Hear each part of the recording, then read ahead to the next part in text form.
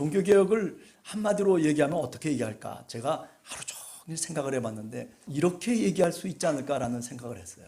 하나님의 말씀을 믿는 백성들에게 돌려준 것이다.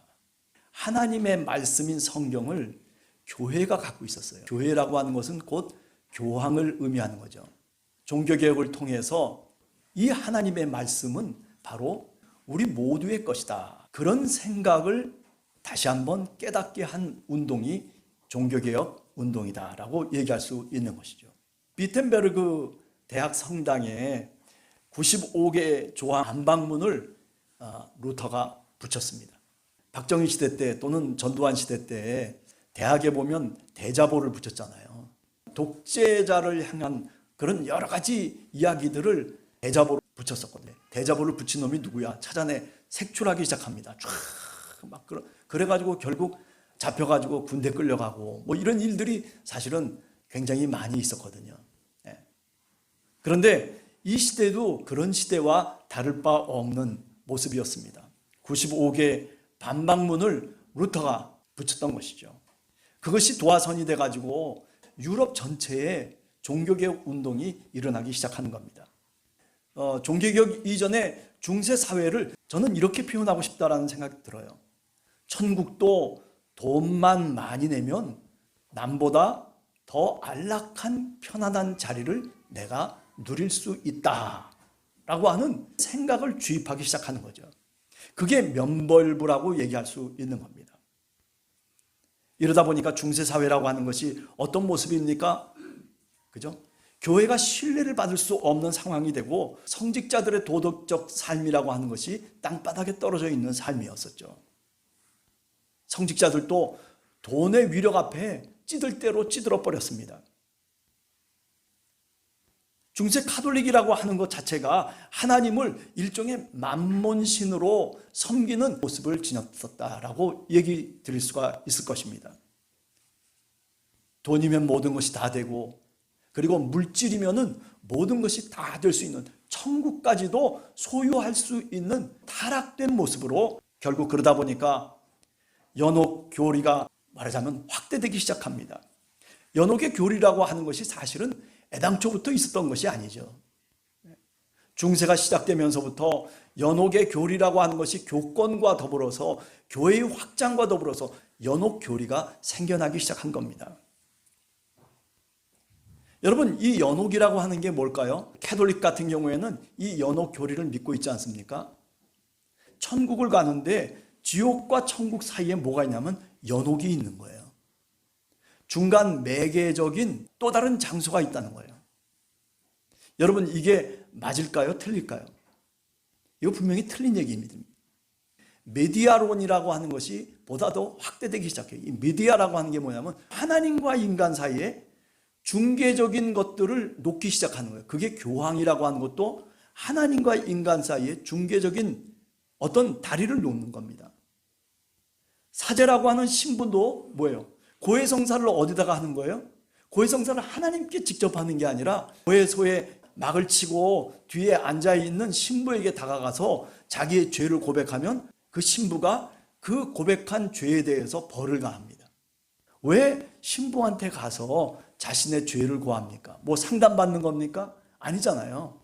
근데 천주교의 교리라고 하는 것은 이렇게 중간에 다리를 항상 놓는 거예요. 다리를.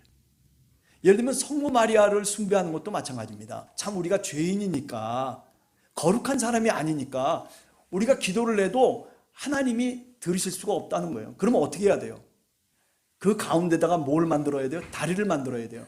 깨끗하고 거룩한 다리를 만들어서 우리가 비록 죄인임에도 불구하고 그렇게 말하면 그 기도가 상달될 수 있도록 그 다리를 만든 게 성모 마리아고, 그게 바로 성자 사상이에요. 그래서 천주교는 지금도 그죠? 자비로우신 성모 마리아여 하면서 기도할 때 기도를 하잖아요. 제가 보기에는 예수 그리스도를 안 믿는다는 게 아니에요. 예수 그리스도를 분명히 믿는데, 근데 문제는 뭐냐면 우리가 믿는 방식과는 다르게 믿는 거예요. 그게 틀렸다라고 분명히 우리가 얘기할 수 있지만은 예수 그리스도를 믿는다는 점에서는 같은 형제고 자매인 거죠. 그러나 방법론적으로 잘못되어 있다.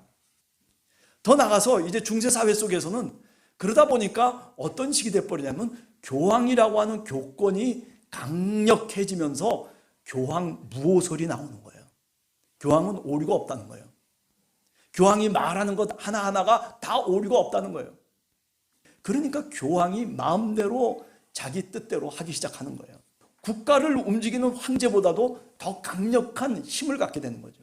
교권을 갖게 돼요. 그래서 황제도 폐위시키는 그런 일들이 중세사회 속에 있게 되는 겁니다. 그러다 보니까 정말 결정적인 게 뭐냐면은 이제 면벌부라고 하는, 그죠? 교회가 벌을 멸할 수 있다라고 하는 증서를 팔고 그 얻어지는 돈을 통해서 어떻게 하는 거예요? 부동산을 타는 거예요. 부동산을. 그리고 그 돈을 갖고 어떻게 해요? 교회를 증축하는 거예요. 이 땅에서 죽은 자를 위해서 혹은 산 자의 벌을 멸할 수 있는 면벌부를 매매함을 통해 가지고 그 증서를 매매시켜서 그래서 돈을 걷어들이는 그런 일들이 종교개혁 시대 상황 속에 있었던 이야기들입니다. 그래요. 그러다 보니까 교회의 종탑은 높이 올라가고 그리고 교회의 권세와 권위가 더 커지고 교회의 규모가 얼마나 커지는지 몰라요. 여러분, 우리가 이태리라든지 아니면 스페인이라든지 구라파 같은 데 가서 보면 어떻습니까? 그 교회의 성당이라고 하는 게 얼마나 대단한 규모들입니까? 입이 쩍 벌어질 정도로 얼마나 화려합니까?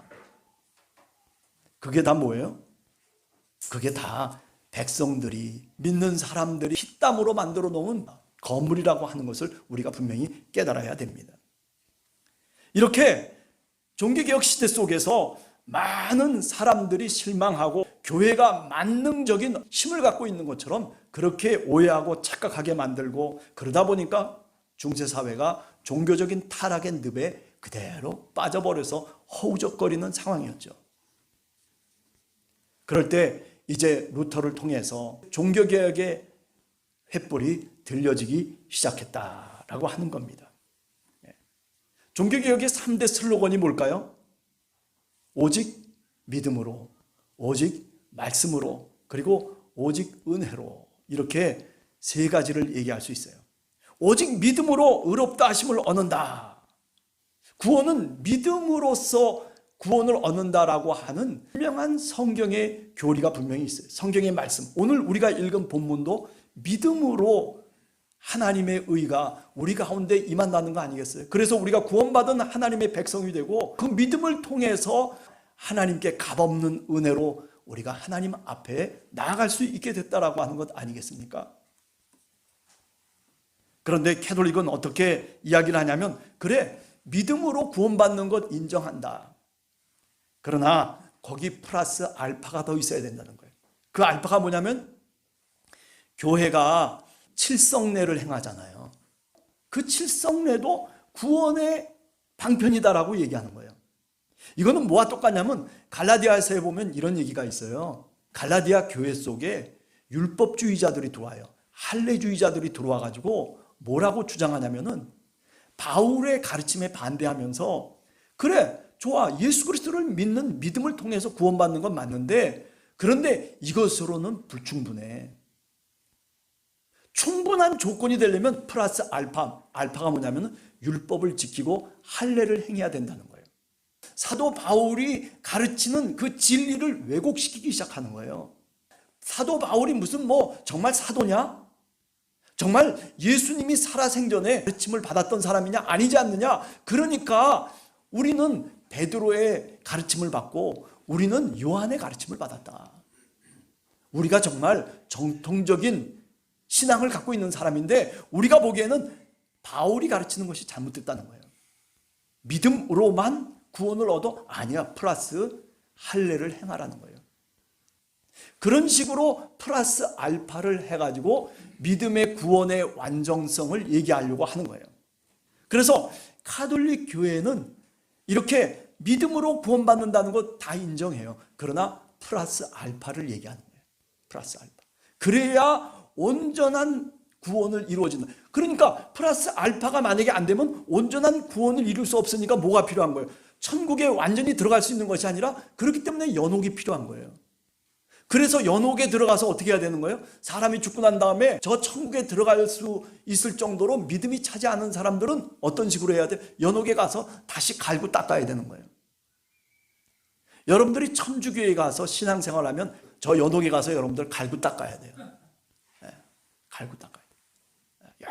열심히 또 내가 그냥 저 변속관 가가지고 변소도 치고 그리고 밭갈이도 해야 되고 뭐 이런 것 저런 것 해야만이, 그래야 어떻게 돼요? 그래야 천국에 온전히 들어갈 수 있는 거예요. 이게 캐톨릭 교리의 맹점이에요, 사실은요. 근데 종교개혁자들은 아니라는 거죠. 아니라는 거예요. 우리가 로마서 1장 16절 17절에 보면 오직 의인은 믿음으로 말미암아, 하나님의 의라고 하는 것은, 구원이라고 하는 것은 오직 믿음으로 말미암아 우리에게 하나님께서 값없이 은혜로 주어주셨다라고 그렇게 말하는 거죠. 오늘 본문의 이야기도 바로 그 이야기입니다.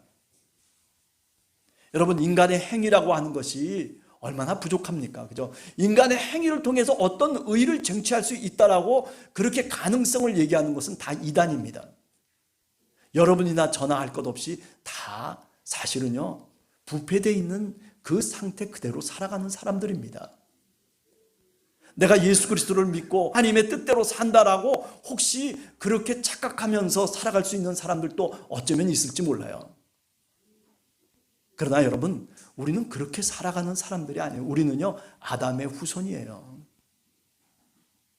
조금 좀 뭔가 먹을 거 있으면요, 그거 따먹으려고 얼마나 거기에 집착하고, 그리고 그거 손에 닿을 듯 그냥 그것을 위해서 우리가 얼마나 발버둥 치는지 몰라요. 내 욕망과 내 욕심, 하나님의 뜻과는 상관없어도 그것을 이루기 위해서 가진 방법을 동원하면서 결국에는 어떻게 됩니까? 결국에는 그 선악과를 따먹잖아요. 죽는다는 것을 알아도요, 그것을 따먹어요. 하나님이 말씀하셨잖아요. 너 저 동산 중앙에 있는 선악을 알게 하는 지혜의 나무의 열매를 먹으면 너 죽는다라고 얘기한. 그래, 난 죽어도 괜찮아. 여러분, 이게 인간의 무모함이에요. 우리 모두가 다 사실은요, 그런 기질을 갖고 태어나요. 그게 죄성이라고 얘기할 수 있는 거죠. 인간의 행위를 통해서는요, 어느 누구도 구원에 이를 수 없다라고 하는 거예요. 여러분, 오늘 우리 사회 속에 인간의 어떤 모습들이 과연 여러분들이 납득할 수 있는 모습입니까? 오늘 우리가 살아가는 세계상을 한번 보세요. 과연 이게 인간이 살아가는 세계상입니까? 지금도 이스라엘은 뭐 하나님의 선택된 백성이라고 얘기하면서, 그러면서 가자 지구에 얼마나 많은 사람들을 그냥 폭탄으로 그냥, 뭐 굉장히 선한 것 같은 미국은요, 또 어떻습니까? 거기 편 들어가면서 그러면서 무기 팔아먹고 명분을 내세우면서, 옛날에 이라크 터들어갈 때 어땠습니까? 후세인 죽인다고 하면서 팩스 아메리카나, 뭐 월남전은 어떻습니까? 수많은 사람들, 사실은 거기서 생명을 잃은 사람들이 얼마나 많습니까? 우리 인간이라는 게 그게 좋다 나쁘다의 어떤 그런 판단 기준은 아닐지 몰라도 인간이라고 하는 게 그렇게 모순된 거예요. 여러분, 21세기를 살아가면서 옛날에 20세기, 19세기에 살던 사람들은 그런 거 잘 몰라요. 그런데 21세기에 살아가는 사람들은 옛날에 제가 종종 얘기하지만은 대통령이 갖고 있었던 정보보다도 더 많은 정보를 우리가 갖고 있어요. 그래서 우리는 판단할 수 있어요. 우리는 얼마든지 이게 틀렸고 이게 맞고 그 정보를 수집해서 우리 나름대로 판단 기준을 세울 수가 있어요. 요새 뭐 대통령이 이렇게 얘기한다고 우리가 그거 듣습니까? 아니, 장관이 이렇게 얘기한다고 해서 우리가 그 말에 뭐 따릅니까? 국회의원이 저렇게 얘기한다라고 해서 그대로 추정합니까? 아니에요. 우리 스스로 판단하는 거예요. 그 기준이 우리들에게 분명히 있기 때문에 그렇습니다. 우리도 그만한 정보들을 갖고 있기 때문에 우리가 얼마든지 이렇게 저렇게 판단하고 독립적으로 개인적으로 할 수 있는 겁니다. 여러분, 인간의 행위라고 하는 것을 통해서 우리가 뭔가 의를 이룰 수 있다라고 착각하면 안 돼요. 우리가 의를 이룰 수 있는 존재가 우리 자신이 아니에요. 하나님이 은혜를 주시지 않으면, 하나님이 정말 우리에게 은혜를 주지 않으면 우리는 의를 이룰 수 없는 사람들이에요. 로마서 11장 6절에 보면 행위로 말미암지 않음이니 그렇지 않으면 은혜가 은혜되지 못하느니라. 모릅니까? 아프리카의 그 지금 사막화되어져 있는 그 지역이 사실은 왜 그렇게 된지 아세요? 많은 사람들이 17세기에 다 거기 가서 나무를 다 베버렸어요. 우리 집 짓겠다고, 우리 궁전 짓겠다고 거기서 나무나 모든 것들을 다 끌어다가 그래가지고 유럽으로 갖고 왔어요. 그러면서 어떻게 됐습니까? 밀림이 다 베어져 나가기 시작하면서 사실은 그런 모습이 돼버리고 만 거예요. 그래서 지금은 사막화 돼버렸잖아요. 이디오피아라든지 그 지역에 있는 많은 나라들이 지금 어떻습니까? 형편없이 돼버렸잖아요. 인간은요, 자연을 훼손하고 또 훼손하고 자연 이 생태계를 망치는 주범이 누구냐면요, 바로 인간이에요. 사람이라고 하는 게 그렇게 사실은요, 엉망입니다. 그런데도 오늘 우리가 이렇게 이 교회에 와서 하나님께 예배할 수 있다는 게 이게 하나님의 은혜인 거예요. 우리 마음속에 기준을 잡고 하나님의 말씀의 기준을 잡고 우리가 다시 일어서고 뭔가 이 사회를 회복시키고자 하는 그런 소망과 마음을 품을 수 있다는 게 이게 기적 아니겠습니까? 아니, 오늘 내가 미워하는 사람에게 내가 손을 내밀어서 그래서 다시 내가 화해하고 내가 다시 그 사람의 등을 쳐주고 그 사람을 다시 귀하게 여기는 것, 이게 기적 아니겠어요? 저는 이런 것이 기적이라고 생각해요. 인간은요, 의롭지 않습니다. 결코 의롭지 않습니다. 네. 내가 혹시 인생을 살아가다가 그래도 의로운 사람을 만나면요, 그거는 하나님의 은혜라고 생각하세요. 그렇습니다. 종교개혁 시대의 로만 캐톨릭의 교황은 성경보다도 더 위에 있었어요. 하나님의 말씀보다 더 교회가 위에 있었고 하나님의 말씀보다 교황이 위에 있었어요. 그래서 교황은 성경을 해석하고 그리고 그 성경을 해석한 그 해석은 아무런 오류도 없다라고 그렇게 얘기하기 시작한 거죠. 그러나 정말 그럴까요? 그죠? 결코 그렇지 않습니다. 우리가 살아가는 이 역사 속에서, 세계 역사 속에서 교회가 얼마나 오류를 범했는지 몰라요. 그렇잖아요. 우리가 십자군 전쟁을 한번 보세요. 십자군 전쟁 통해 가지고 그게 무슨 전쟁입니까? 바로 민족과 민족, 종교와 종교가 싸웠던 그런 역사가 바로 십자군 전쟁 아니겠어요? 그것을 통해서 봉건제도가 무너져 버리잖아요. 교회라고 하는 것도요, 깨닫하면 이렇게 무기가 돼버리고 마는 거예요. 오늘 우리 한국 사회 속에 교회라고 하는 것이 이렇게 무기화돼 가지고, 요새 그러잖아요. 10월 27일 오늘 2시에 어디? 저 광화문에 가가지고 하자 해가지고 온누리교회 무슨 사랑의 교회 할 것 없이 앞선 교회들이 난리를 치고 있어요. 왜 그럴까요? 왜 그런 짓을 할까요? 그거는요, 그 속이 다 들여다 보이는 거예요. 사랑 어린 마음으로 세상을 바라보면요, 그렇게 행동하지 않아요. 그렇게 행동하지 않아요. 미안한 얘기지만 제가 오늘 이 이야기를 꼭 해야 될 것 같아서 이야기를 말씀드렸습니다. 자, 오늘은 설교라기보다는 그냥 종교개혁에 대한 얘기들을 좀 이렇게 캐톨릭 교회가 갖고 있는 교리의 핵심이 뭔가라고 하는 것을 여러분들에게 말씀드렸어요. 그죠? 하나님과 우리 사이에 중간 매개를 놓는 거예요. 그런데 종교개혁자들은 어떻게 했어요? 그 매개를 다 걷어낸 거예요. 우리 인간이, 우리 사람이 하나님과 직통할 수 있다는 거예요. 무슨 신부가 필요한 것도 아니고 교황이 필요한 것도 아니고 거기에 무슨 다른 천사가 필요한 것이 아니라는 거예요. 그래서 모든 것들을 다 걷어내는 겁니다. 여러분, 오늘 우리가 신앙생활을 할 때도 마찬가지예요. 내가 신앙의 삶을 살 때에 자꾸 어느 목사님, 어느 누구 이런 거 자꾸 가운데다가 자꾸 넣으면 안 돼요. 이거 다 걷어버리고 그냥 하나님 앞에 바라보는 거예요. 하나님, 내가 오늘 하나님만을 바라봅니다. 내 하나님 되시어 주시옵소서. 내 구원자가 되어 주시옵소서. 그잖아요. 우리 요한복음에 보면 그런 얘기가 나와요. 야, 빌립이 와가지고 아버지를 보여달라고 그래. 예수님 아버지를 좀 보여주세요. 그랬더니 예수님이 하시는 말씀이 뭐라고 그랬어요? 야, 이 빌립아, 왜 아버지를 네가 보여달라고 하냐? 나를 봤으면 누구를 본 거다? 아버지를 본 거다 그래요.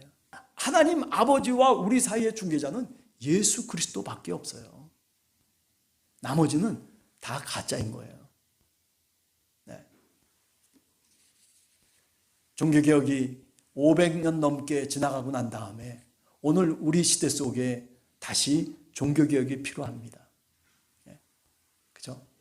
너무 교회가 그저 돈 그리고 만모니즘에 빠져가지고 그래가지고 교회가 얼마나 확장하려고 저기 200만이 모이는 것도요 다 그 이유 때문에 그런 거예요. 뭐 하나님의 이름을 높이기 위해서 모이겠습니까? 천만의 말씀입니다. 만만의 말씀입니다.